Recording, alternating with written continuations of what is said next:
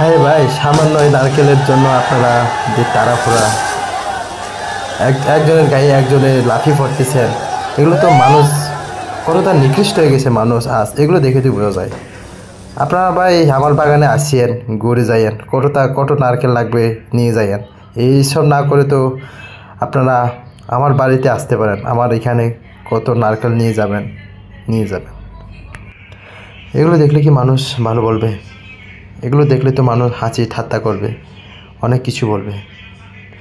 মানুষ আজ কতটা লোভের পিছনে ছুটতে নিজেকে, নিজের দেশকে, নিজের জাতি ধ্বংস করে ফেলতেছে।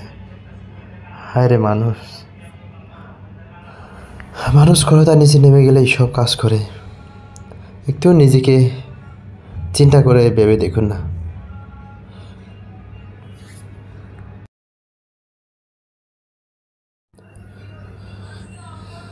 তো ভিউয়ার্স, আপনারা এখন দেখতে পাচ্ছেন এগুলো হচ্ছে ঢাকা ধানমন্ডি 32 নম্বর বাড়ি।